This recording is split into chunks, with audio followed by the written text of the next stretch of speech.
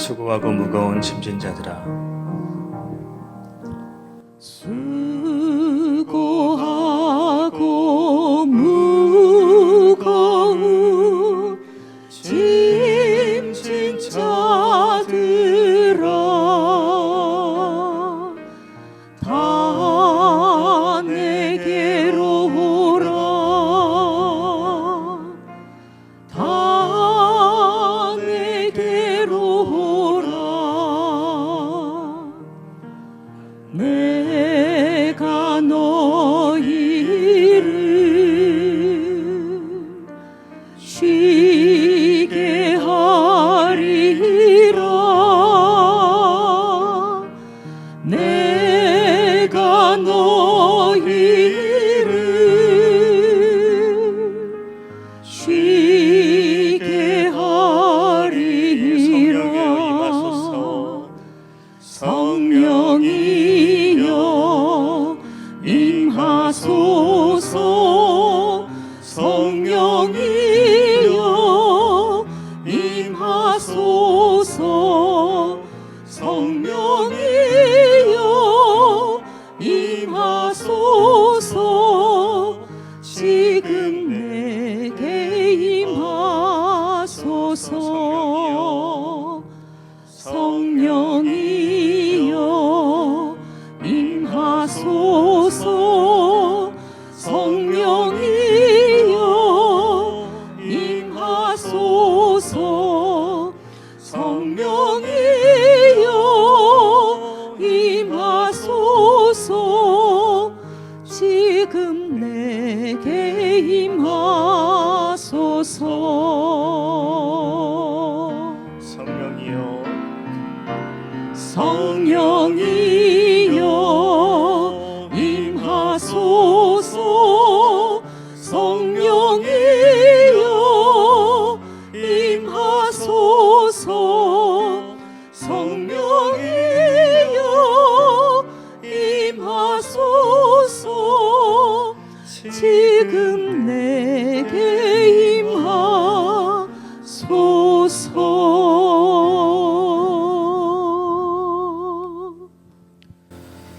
하느님 아버지, 오늘 이 예배가 주님이 기쁘시게 받는 그런 진실한 예배가 되기를 소망합니다.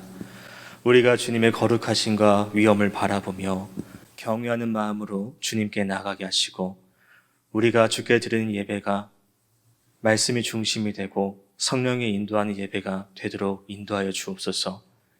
하나님, 우리가 찬양하고 주님 말씀에 귀를 기울이고 주님께 기도와 찬양을 드릴 때에 우리 마음에 감사와 경배가 가득하기를 간구합니다.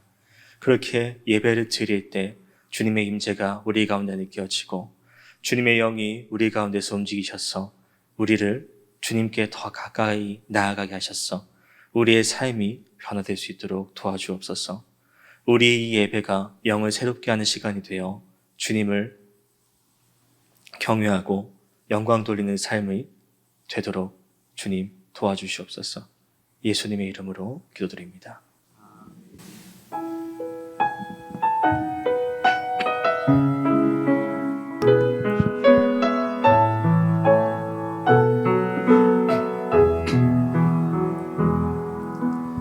이 마음을 품으라.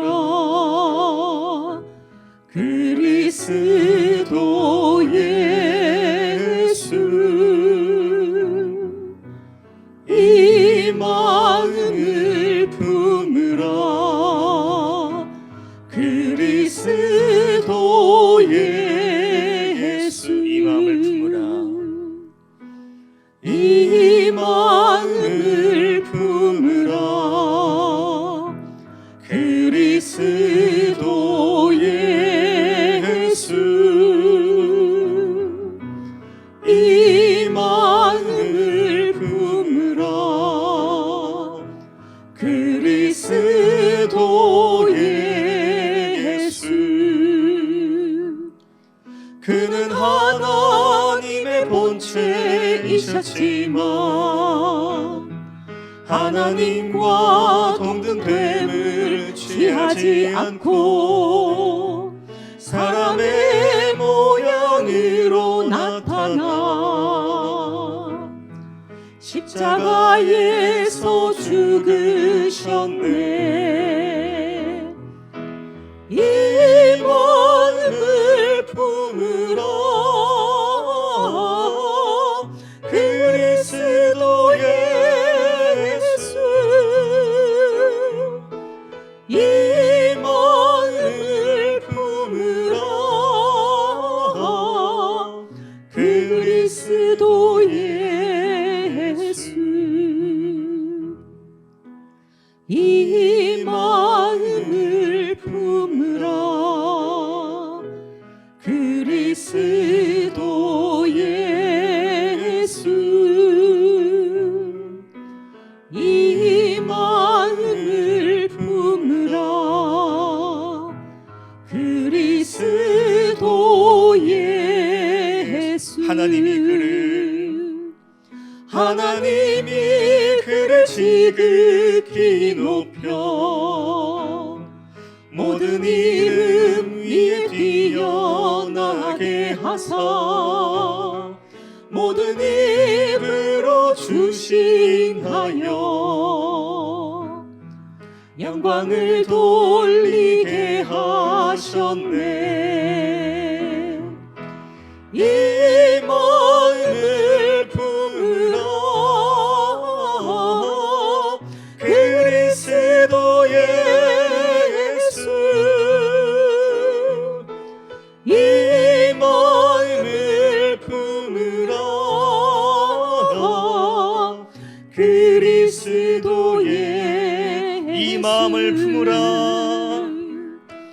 이 마음을 품으라. 그리스도 예수. 이 마음을 품으라.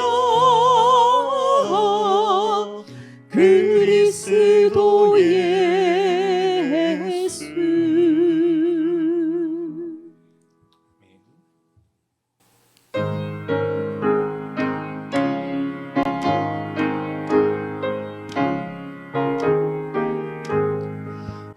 주 예수 의지함이 심히 기쁜 일일세. 영생 허락받았으니 의심 아주 없도다. 예수 믿는 것은 받은 증거 많도다. 예수 귀한 예수 믿음 더욱 주소서. 구주 예수 의지하여 죄악 벗어버리네. 안위 받고 영생함을 주께 모두 얻었네. 예수 믿는 것은 받은 증거 많도다. 예수 귀한 예수 믿음 더욱 예수 믿는 것은 예수 믿는 것은 받은 증거 많도다. 예수 귀한 예수 믿음 더욱 주소서. 아멘.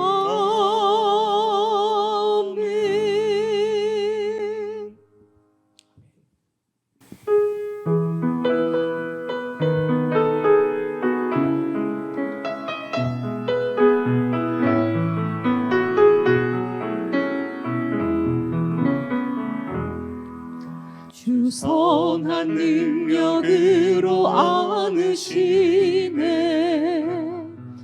그 크신 발로 날 붙드시네.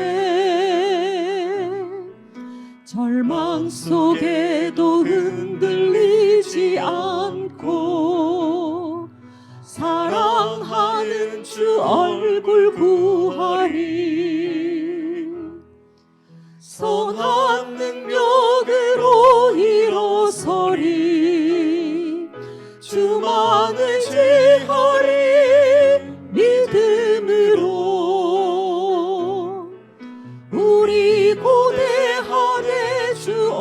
오실 그날 영광의 새 날을 맞이하리. 이전의 괴로운 날 애워싸고 고난의 길을 걷는다 해도 주님께 모두 맡긴 우리 영혼 끝내 승리의 날을 맞으리. 선한 능력으로 일어서리. 주만을 지하리. 믿음으로 우리 고대한에 주 오실 그날 영광의 새 날을 맞이하리. 주님이 마신 고난의 승자는 우리도 감사하며 받으리. 주님의 남은 고난 채워가며 예수와 복음 위에 살리라. 선한 능력으로 일어서리. 주만을 지하리. 믿음으로 우리 고대한에 주 오실 그날 승리의 새 날을 맞이하리. 선한 능력으로 일어서리. 선한 능력으로 일어서리. 주만을 지하리. 믿음으로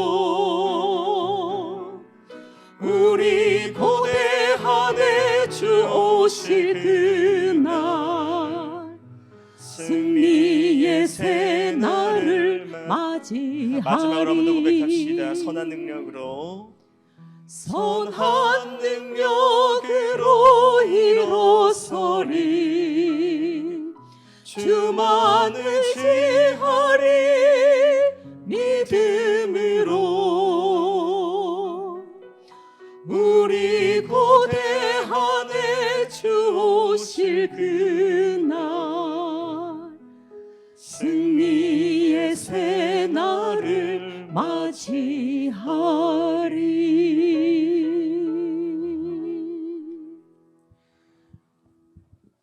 우리 다 같이 합심으로 기도드리겠습니다. 우리가 어디서 예배를 드리든지 우리 예배를 받으시는 하나님 앞에 우리 교회가 한 마음과 한 목소리로 기도를 드리겠습니다. 우리는 주님 안에 있을 때 내 영혼이 참 안전과 자유를 누림을 알고 있습니다. 내 생각을 주님께 드리고 주의 뜻을 좇을 때에 우리에게 평안이 있음을 우리는 알고 있습니다. 그렇게 어떤 세상 풍파가 다가오더라도 어떤 유혹이 있더라도 만군의 주께서 우리를 붙드시고 지켜주실 것을 우리가 믿사오니 주님 앞에 우리가 다시 한번 다짐하는 고백의 시간이 되었으면 좋겠습니다. 우리 기도하실 때에 언제나 여호와께 돌이키겠다고 주님의 온전한 사랑과 은혜 가운데 거할 수 있는 온전한 믿음을 달라고 함께 구했으면 좋겠습니다. 그리고 세상의 불의를 따르지 않고 주님을 온전히 믿고 따르며 온전히 하나님 나라와 의를 위해서 살아가는 삶을 살게 해달라고 우리 다 같이 합심해서 기도하시겠습니다. 하나님 아버지 감사합니다. 우리가 이렇게 한자리에 모여서 예배를 드리는 것도 주님 향한 믿음과 주님께서 주신 은혜 덕분임을 고백하며 갑니다. 주께서 베푸신 것이 한도 끝도 없이 많지만 그러나 우리가 많이 연약해서 온갖 유혹과 시련 가운데 넘어지고 또 넘어질 때가 많습니다. 그렇기에 주님께서 우리에게 규례를 주신 것과 같이 우리에게 율법 주시며 우리를 다그치신 것과 같이 우리가 다시 한번 주님 앞에 이 예배 가운데 말씀과 찬양 가운데 방문하기 소원합니다. 하나님께서 우리에게 말씀하십니다. 내가 너희의 주가 되겠다며 너희를 내 백성으로 삼으시겠다. 그런 주님을 향해서 우리가 다시 한번 고백할 수 있는 것은 어떤 시련과 역경이 있다더라도 광야를 돌보셨던 그 우리와 같처럼 또 여전히 우리를 돌보시는 것처럼 주께서는 우리를 끝까지 돌보시는 분이니 그런 주님 앞에 우리가 다른 것을 너무 흔들리지 않고 먼저 주님을 바라보고 나가는 시간이길 소망합니다. 그렇게 이 가운데 주님 다시 한번 바라보길 소망합니다. 하나님 아버지, 우리가 정말 하늘 나라 우리 위해서 먼저 구원하길 소망합니다. 이렇게 하면 우리가 만든 목적과 우리가 세워진 목적을 모두 이루어지기 때문입니다. 그렇게 우리가 영원하신 주님, 영생하신 주님, 지금 사실 주님 앞에 나아가서 의지하며 겸손한 모습으로 드리며 겸손한 모습을 지금 의지하면서 오늘 주님 말씀과 충성된 삶을 살아갈 수 있는 그런 주님의 백성이 될 수 있도록 주님 도와주시옵소서.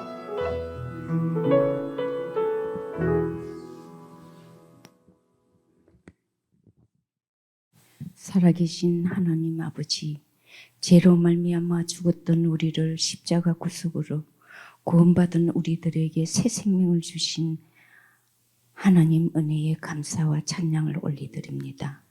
우리의 머리시며 지체들의 몸으로 이루신 남산 공동체를 세워주신 은혜에 감사합니다. 우리의 영원한 생명을 위해 자기 생명까지 내어주신 예수 그리스도, 진리의 복음의 믿음으로 거룩한 공동체가 하나가 되어 하옵소서. 성령 하나님 아버지, 건강으로 힘들어하는 지체가 가정에서 병원에서 주님을 기다리고 있습니다.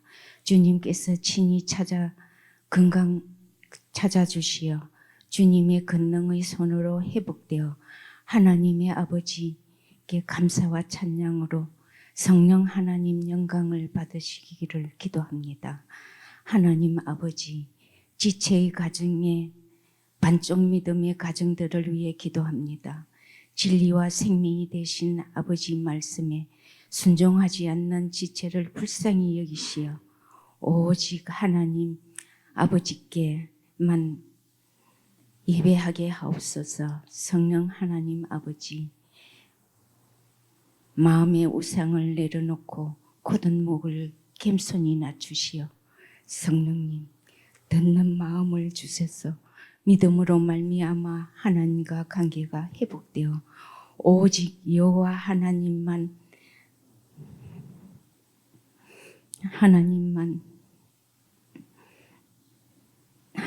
외에는 다른 신을 없음을 알게 하시고 깨달을 수 있는 도록 성령님 붙들어 주시옵소서. 유월절 어린 양으로 잡혀 죽으시고 그의 피로 우리 구원받은 예수의 피로 맺어진 한 가족입니다.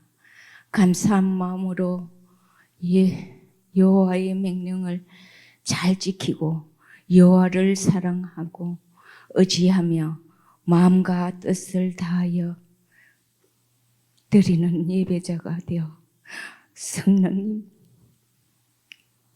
말씀에 진리를 깨닫고 행하는 온전한 믿음이 되게 하소서. 순종하는 마음 하는 자로 거룩한 산제사의 삶이 되게 하소서. 오늘도 주님이 주시는 귀한 생명의 말씀을 전하시는 설교자를 성령으로 붙들어 주시옵고 우리 모두 진리의 길을 깨닫고 행하게 하옵소서. 이 모든 말씀을 우리 주가 되신 사랑의 예수 그리스도 이름으로 기도합니다. 아멘.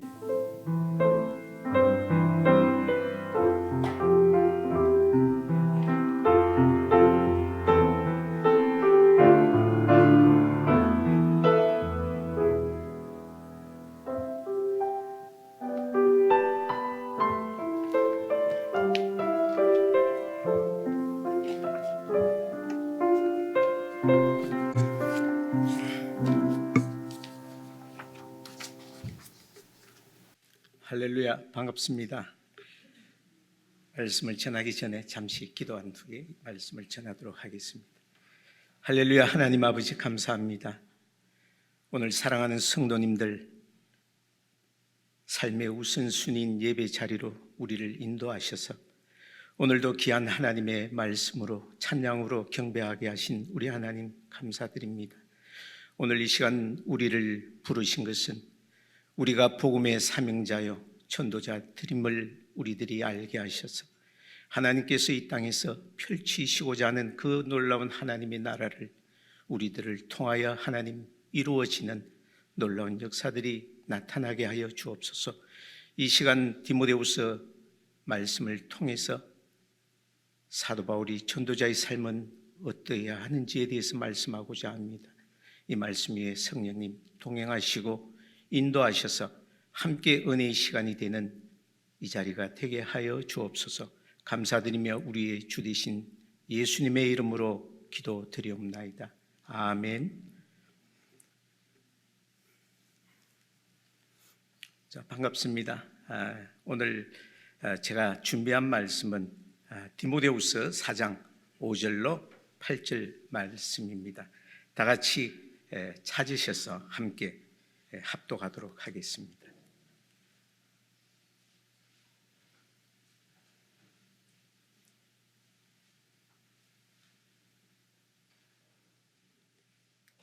읽겠습니다. 그러나 너는 모든 일에 신중하여 고난을 받으며 전도자의 일을 하며 내 직무를 다하라. 전제와 같이 내가 벌써 부어지고 나의 떠날 시각이 가까웠도다. 나는 선한 싸움을 싸우고 나의 달려갈 길을 마치고 믿음을 지켰으니 이제 후로는 나를 위하여 의의 면류관이 예비되었으므로 주 곧 어려우신 재판장이 그날에 내게 주실 것이며 내게만 아니라 주의 나타나심을 사모하는 모든 자에게 도니라. 오늘 이 본문 말씀을 좀 더 쉬운 우리말 성경으로 바꾸어서 한번 읽어보겠습니다. 그러나 그대는 항상 자신을 돌아보며 고난받는 것을 두려워하지 마십시오. 복음을 전하는 일에 힘쓰며 하나님의 종으로서 해야 할 일을 꿋꿋이 하십시오. 나는 이미 하나님께 내 삶을 바쳤고 이제는 이 땅을 떠날 때가 되었습니다.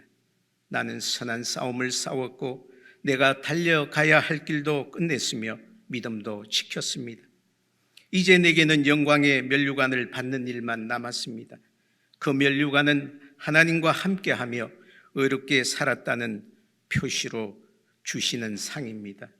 주님이 바로 정의의 재판관이시기 때문에 마지막 그날에 주님은 내게 면류관을 주실 것입니다. 또한 나뿐만 아니라 주님이 다시 오시기를 간절한 마음으로 기다리는 모든 사람에게 주실 것입니다. 성도 여러분, 여러분은 언제 가장 행복하십니까? 내가 잘하는 일을 하고 살 때입니까? 아니면 내가 좋아하는 일을 하고 살 때입니까? 내가 잘하는 일을 좋아하거나 좋아하는 일을 잘한다면 더 바랄 것이 없겠지만은 잘하는 일과 좋아하는 일은 항상 상충되곤 합니다. 우리 인생을 복되게 하는 것은 내가 좋아하는 일을 하는 것이 아니라 내가 하지 않으면 안 되는 일을 내가 좋아하는 데 있다고 괴테는 이런 말을 했습니다. 이것은 삶의 태도로나 신앙생활로나 매우 타당한 견해라고 저는 생각합니다. 여기서 하지 않으면 안 되는 일, 이것을 우리는 사명이라고 합니다. 사명은 능력이나 호불호와 상관없이 감당해야만 하는 것입니다. 믿음의 선배들은 사명을 사랑했고 사명을 위해서 살아왔습니다.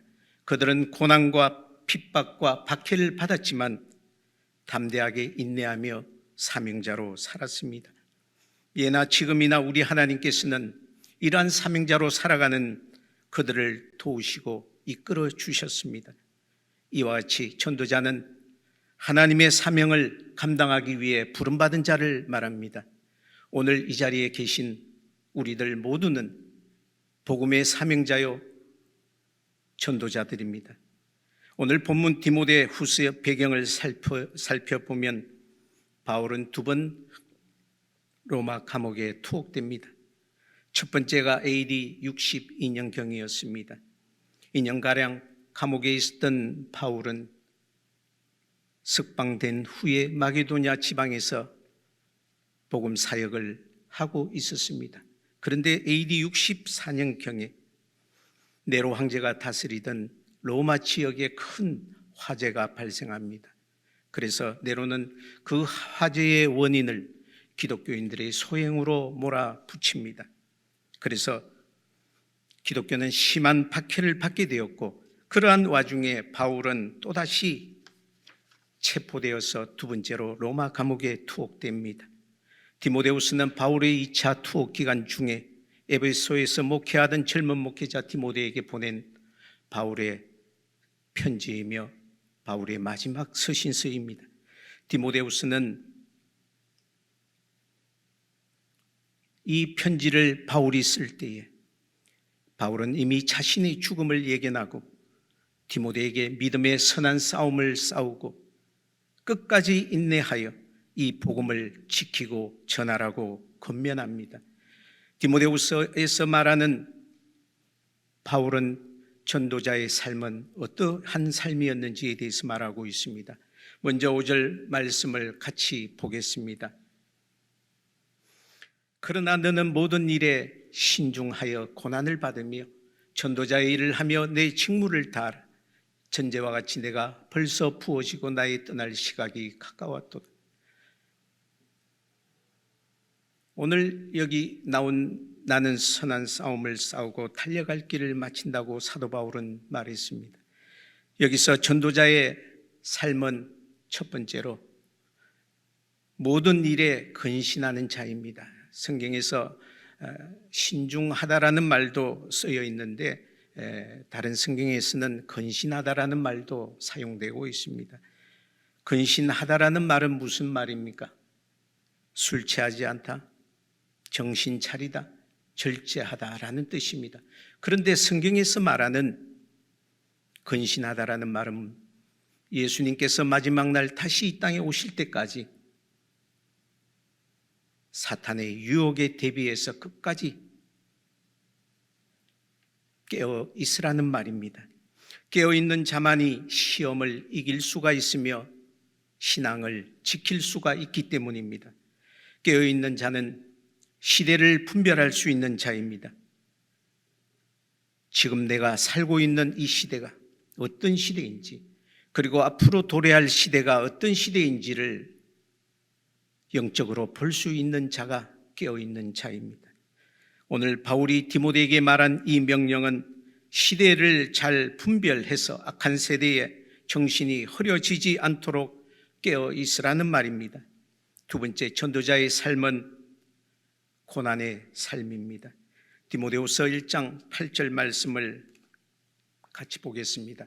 그러므로 너는 내가 우리 주를 정언한 것 또는 주를 위하여 갇힌 자 된 나를 부끄러워 말고 오직 하나님의 능력을 쫓아 복음과 함께 고난을 받으라. 왜 고난을 받습니까? 나의 잘못으로 인한 고난이 아니라 바로 복음 때문입니다. 이 말씀은 바울이 영적 아들인 디모데에게 말하고 있습니다. 바울의 삶은 고난과 핍박의 삶이었습니다. 디모데에게 내가 고난을 받았기 때문에 너도 고난을 받아라 라고 말하는 것은 아닙니다. 디모데후서 1장 7절 말씀에 하나님께서 우리에게 주신 것은 두려워하는 마음이 아니요 오직 능력과 사랑과 절제하는 마음이라고 말했습니다. 그러므로 복음으로 인한 핍박과 고난은 하나님께서 우리에게 주신 그 놀라운 능력과 죽기까지 우리를 사랑하신 그 사랑과 절제하는 마음으로 우리의 고난을 능히 이길 수 있게 해 주시기 때문입니다. 세 번째는 전도자는 하나님만을 신뢰하는 자입니다. 시편 이사야 26편 4절 말씀입니다. 너희는 여호와를 영원히 신뢰하라. 주 여호와는 영원한 반석이심이로다. 오늘날 이 시대를 살아가고 있는 우리들은 눈에 보이는 것보다 눈에 보이지 않는 것보다 눈에 보이는 것만을 더 신뢰하며 살아가기 쉽습니다. 그러나 바울은 믿음의 선진들이 어떻게 신앙생활을 해왔으며 그리고 자신에게 임하는 성령 하나님을 그는 매 순간 의지하였기 때문에 복음 이외의 것은 다 배설물로 여긴다고 말하는 것입니다. 오늘날 전도자로 살아간다는 것은 참으로 힘든 길을 걸어가는 것과 같습니다. 많은 유혹들이 주위에 도사리고 있습니다. 그러나 전도자는 어떠한 환경과 유혹에도 담대하고 흔들리지 않는 믿음, 곧 하나님을 향한 전적인 신뢰가 필요합니다. 네 번째는 전도자는 복음을 전파할 때에 꺼리낌 없이 선포하는 자입니다. 사도행전 20장 20절 말씀입니다. 유익한 것은 무엇이든지 공중 앞에서나 각 집에서나 꺼리낌 없이 여러분에게 전하여 가르치고, 여기서 꺼리낌 없다라는 말은 무슨 말입니까? 내가 어떤 일을 하려고 하거나 또는 어떤 행동을 하려고 할 때에 거슬리는 일이 없이 행하는 경우를 우리는 꺼리낌 없이라는 말을 사용합니다. 어떤 목사님께서 설교문을 작성하고 다시 점검하던 중에 이 문장은 장로님이 걸리고 또 이 문장은 권사님이 걸려서 설교문을 성도님들이 듣기 좋은 말로 다시 고쳐서 설교했습니다. 어떤 설교가 되었을까요? 이처럼 전도자는 말씀을 선포하거나 가르칠 때 사람들의 비위를 거스릴까 두려워하거나 또 사람을 의식해서 말씀을 교모하게 가장해서 전하게 된다면 이 복음의 생명은 사라지고 껍데기만 전하는 설교가 되어 버릴 것입니다. 그러므로 전도자는 복음을 전할 때에 하나님 앞에서 복음을 맡은 자로서 사람을 의식하기보다 하나님만을 바라보는 사역을 해야 합니다. 다섯 번째는 전도자는 성령의 매임을 받아야 합니다. 사도행전 20장 23절입니다. 보라, 이제 나는 성령에 매여 예루살렘으로 가는데 거기서 무슨 일을 당할는지 알지 못하노라. 바울이 왜 예루살렘으로 가게 됩니까? 자신의 스케줄 때문입니까? 그 이유는 성령의 매임을 받아서 간다고 말하고 있습니다. 바울은 주위에 많은 분들이 예루살렘으로 가게 되면 핍박과 환난이 기다리고 있을 것이라고 말을 합니다. 그럼에도 불구하고 바울은 예루살렘으로 가야만 했습니다. 그것은 하나님의 뜻이기에 성령의 지시로 가지 않을 수가 없었기 때문입니다. 성령의 매임받은 전도자들은 성령께서 말씀하시면 자신의 생각을 내려놓고 즉시 그 명령에 순종해야만 합니다. 마지막 여섯 번째입니다. 전도자는 자신의 생명조차 하나님의 것이라는 인식이 필요합니다. 사도행전 20장 24절 말씀입니다.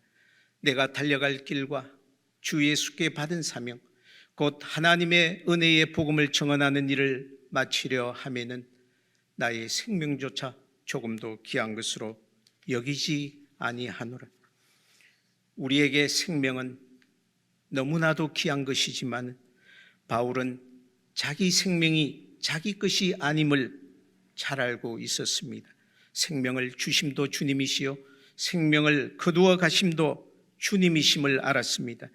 바울이 복음을 전함에 있어서 자신의 생명을 조금도 귀한 것으로 여기지 아니한 것은 자기 생명 때문에 자기 생명의 존재 이유를 잃지 않기 위해서였습니다.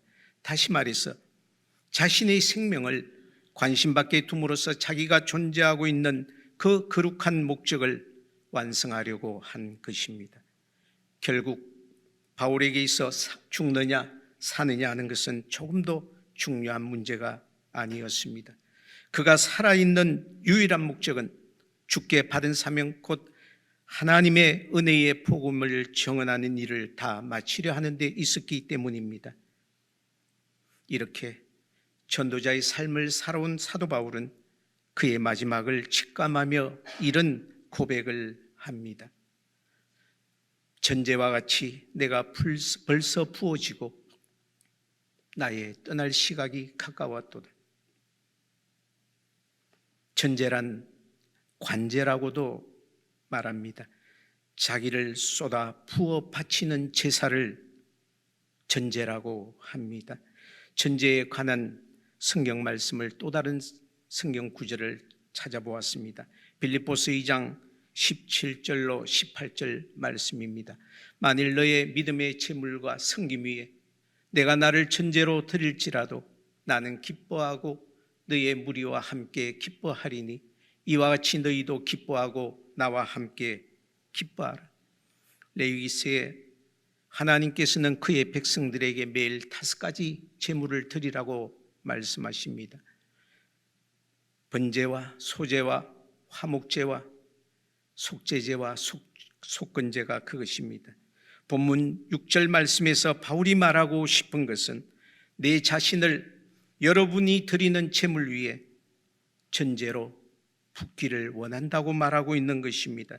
다시 말해서 그리스도에 대한 여러분의 체험 위에 내가 체험한 그리스도를 쏟아붓고 싶다는 말입니다. 오늘의 교회의 성도들이 한 사람 한 사람이 그리스도를 풍성히 체험하여 내 자신을 성도들의 제물 위에 전제로 부어진다면 그 교회는 정말 풍성하고 아름다운 교회가 되지 않겠습니까? 쓸쓸하고 차디찬 로마 감옥에 갇힌 바울은 임박한 자신의 죽음을 생각하고 남은 생명을 그리스도와 온 교회를 위하여 산 제물로 순교의 제단에 바치겠다는 결연한 의지를 지금 표현하고 있습니다. 그렇습니다. 바울은 주님께서 자신에게 주신 일을 이제 마무리해야 할 때가 되었음을 직감합니다. 그런 힘든 상황 가운데에서 그는 후회하거나 좌절하지도 않고 오히려 이후에 어려우신 재판장이 그를 위해 의의 면류관과 상급을 가지고 기다리고 계신다는 것을 그는 사모하며 바라보고 있는 것입니다. 그리고 말합니다. 나의 떠날 시간이 가까웠다. 이제 순교의 시간이 시작되었음을 말합니다. 나그네와 같은 우리들 인생 누구나 죽음을 맞이하게 됩니다. 그 죽음의 길에서 바울과 같이 지나온 자신의 신앙의 일생을 해고하며 지금까지 인도해 오신 하나님께 감사할 수 있는 사람은 참으로 복된 사람일 것입니다. 생의 마지막까지 승리의 신앙생활을 고백하는 바울을 본받아 우리 또한 이러한 삶을 살아가는 성도가 되시기를 기원합니다. 바울은 마지막으로 이런 고백을 합니다. 이제 후로는 나를 위하여 의의 면류관이 예비되었으므로 주 곧 어려우신 재판장이 그날이 내게 주실 것이며 내게만 아니라 주의 나타나심을 사모하는 모든 자에게 도니라. 십자가 없이는 면류관이 없습니다. 다시 말해 십자가 뒤에는 반드시 면류관이 있음을 우리는 기억하셔서 주님 오시는 그날까지 잘 인내하여 주님의 영광에 참여하는 귀한 성도님들이 되시기를 바랍니다. 이제 바울 앞에 남은 것은 예비된 상급과 의의 면류관을 받는 일뿐입니다. 이 기쁨을 자신만이 아니라 주님의 나타나심을 사모하는 모든 자들과 함께 받을 것을 기대한다고 바울은 말하고 있는 것입니다. 말씀을 정리하겠습니다. 바울은 성령님께서 여러 예언자들을 통해서 가르쳐 주신 장래의 고난에 대해 조금 더 개의치 않았습니다. 바울은 살아도 주를 위하여 살고 죽어도 주를 위하여 죽을 각오를 가지고 있었기 때문에 어떠한 고난도 그의 복음 전파의 길을 막을 수 없었던 것입니다. 그리스도께서 나를 위해 당하신 그 고난을 생각할 때에 바울은 자신이 받는 고난이 하나님의 사명을 수행하는 데에 전혀 방해가 되지 않는다고 생각한 것입니다. 이러한 바울의 자세는 복음 전파의 사명을 받아 전도자의 삶을 살아가는 자들에게 본이 되는 자세입니다. 사랑하는 성도 여러분, 복음 전파의 사명은 주님께서 우리 믿는 모든 자들에게 내리신 지상 최대의 명령입니다. 그러므로 바울뿐만 아니라 모든 성도들도 전도자로서 사명자로서 생명을 바쳐 이 이 복음을 전파해야 합니다. 이 복음을 위해 우리는 가정에서나 직장에서나 교회에서나 국내에서나 국외에서나 어디서든지 복음의 빛을 비추는 전도자의 삶을 살아내는 저와 성도님들이 되시기를 주님의 이름으로 기원합니다. 일본 선교를 준비하고 있는 저는 오래전에 일본에 대한 선교의 비전을 가지고 여러 가지 준비들을 해왔습니다. 언어와 그리고 일본의 기독교의 역사와 그리고 선교 전략 등에 대해서 지금도 많은 준비를 하고 있습니다. 우리나라 개신교 선교사의 역사는 독일 출신의 어거스트 귀출러프 선교사가 1832년도 항해도 지역에 처음 복음을 가지고 들어왔습니다. 그 이후에 많은 선교사들이 들어와 핍박과 환난과 때로는 순교를 당하면서까지 이 복음을 전했습니다. 어쩌면 오늘 우리가 이 자리에 앉아 있는 것도 바로 그분들의 희생 덕분인지도 모르겠습니다. 제가 선교의 대상으로 삼은 일본은 1549년 스페인 출신의 사비엘 선교사가 일본 전국 시대에 복음을 전파하였습니다. 일본 기독교의 특징은 집권 정부의 정치적 이해에 따라서 때로는 포교를 허용하기도 하고 때로는 탄압을 하기도 하였는데 250년간 20만 명에서 30만 명이나 되는 기독교인들이 순교를 하였고 그 뿌리는 오늘까지 이어져 오고 있습니다. 일본은 다신교의 나라라고 우리들은 알고 있습니다. 일본 사람들은 2가지 이상의 종교를 가지고 있는 경우가 많이 있습니다. 2020년도 조사에 의하면 불교 신자가 48.2%, 그리고 일본의 고유 종교인 신도가 51.2%입니다. 그리고 기독교는 0.5%에 불과합니다. 계산하면 한 60만 명 정도 된다고 합니다. 일본 인구가 1억 2,300만 명이니 기독교 60만 명은 굉장히 미비한 숫자일 것입니다. 오늘날 일본에는 많은 무목교회들이 있습니다. 이 무목교회라는 말은 목사님이 계시지 않는 교회들을 말합니다. 그럼에도 불구하고 일본 기독교 교단은 한국 선교사들에게 문을 열어주지 않고 있습니다. 그것은 한국 선교사들이 일본에 선교하러 왔지만 일본 사람을 전하지 않고 복음을 전하지 않고 한국 사람들만을 위한 선교를 한다고 해서 아마 그런 불신을 가지고 있기 때문이 아닌가 저는 생각합니다. 제가 일본 선교사로 가야 할 이유로 강야와 같은 일본 땅에 복음을 전파하기 위함입니다. 최근에 일본 선교 전략을 생각하던 중에 저는 이런 생각을 하게 되었습니다. 가장 효율적으로 일본을 선교할 수 있는 방법은 어떤 것이 있을까?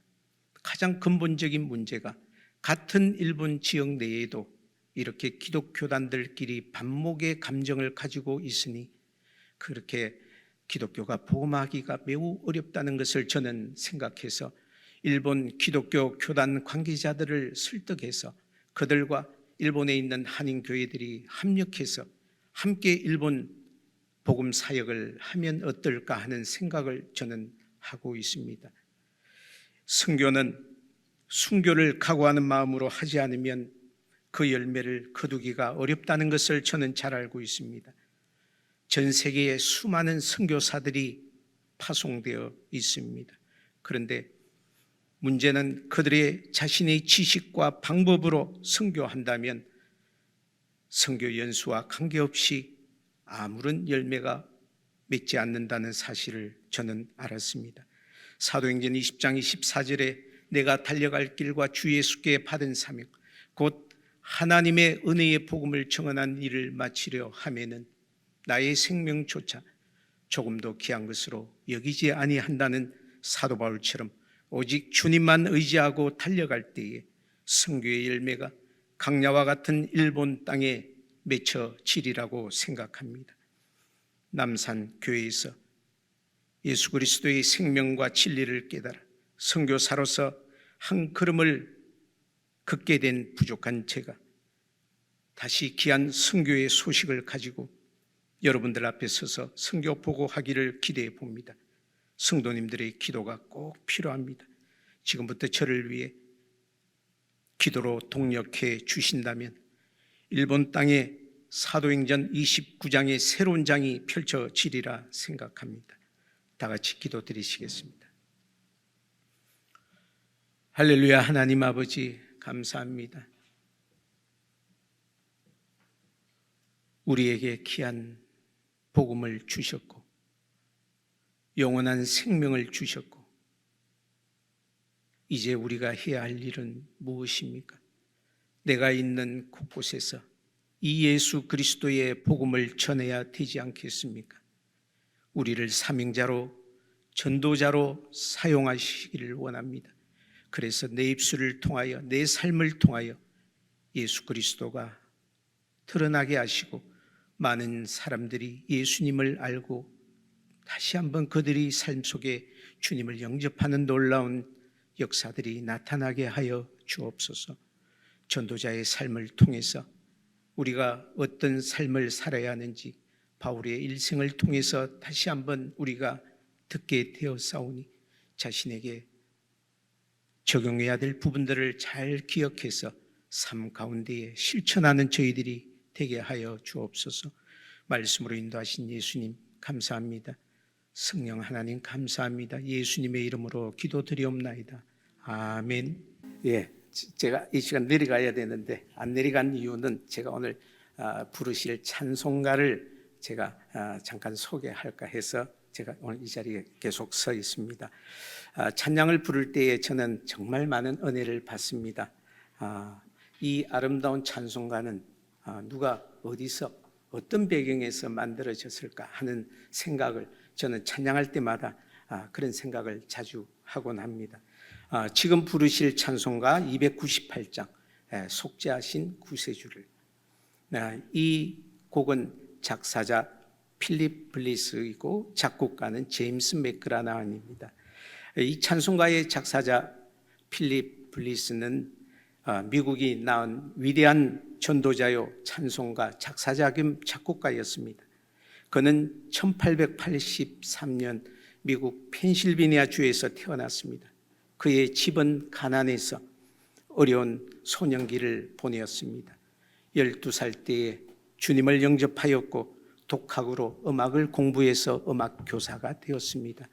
그런데 그의 삶에 큰 변화가 왔습니다.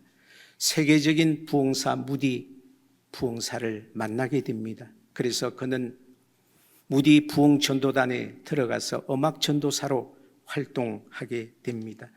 그가 38세 되던 해에 그의 아내와 함께 무디 부흥 전도단과 함께 찬양을 인도하기 위해 오하이오 주의 큰 철교 위를 지나던 중에 그 철교가 무너지는 바람에 그 기차는 차가운 얼음 속으로 빠져들게 됩니다. 그는 어떻게 해서 밖으로 나왔는데 보니 자신의 아내가 보이지 않았습니다. 그래서 그는 다시 그 열차 안으로 들어갔다가 세상을 떠나고 맙니다. 160명의 승객 중에서 92명이 사망하는데 이 블리스 부부의 시체는 끝내 인양되지 못하였다고 합니다. 그의 동료들이 유품을 정리하던 중에 속죄하신 구세주를이라는 찬송 시가 발견되어 이것을 그의 동료인 제임스 맥그라나한이 이 찬송가에 곡을 붙여서 부르는 것이 오늘 저희들의 찬송가 속죄하신 구세주를입니다. 가난과 굶주림으로 일관된 38세의 짧은 인생이었지만 블리스가 얼마나 예수님의 사랑 안에서 풍요롭게 살았는지를 보여주는 찬송가 298장 속죄하신 구세주를, 이 찬송가를 가사를 생각하면서 함께 찬송하도록 하겠습니다.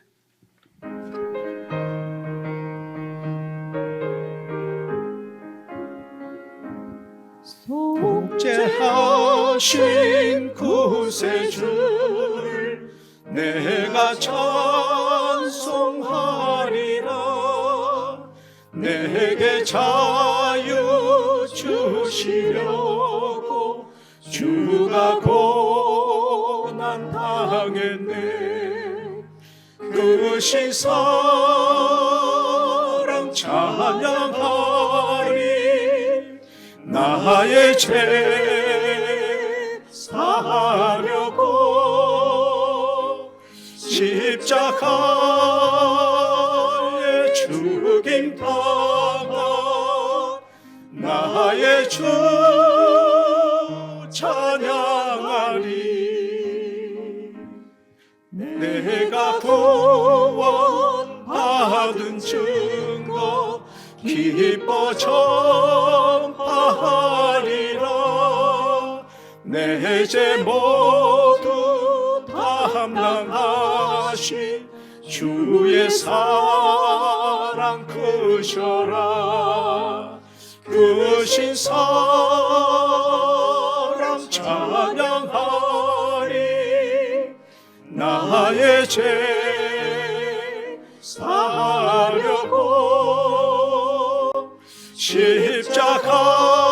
십자가에 죽임 당한 나의 주 찬양하리. 승리하신 구세주를 내가 찬송하리라. 죄와 죽음 지옥 권세 주가 모두 이겼네.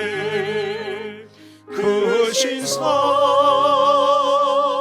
찬양하리. 나의 죄 사하려고 십자가에 죽임 당한 나의 주 찬양하리. 고마우신 구세주를 내가 찬송하리라. 죽음에서 생명으로 나를 인도하셨네. 크신 사랑 찬양하리. 나의 죄 사하려고 십자가에 죽임 당한 나의 주 찬양하리. 아멘. 주기도문으로 예배를 마치도록 하겠습니다. 하늘에 계신 우리 아버지여, 이름이 거룩히 여김을 받으시오며 나라에 임하옵시며 뜻이 하늘에서 이루어진 것 같이 땅에서도 이루어지다.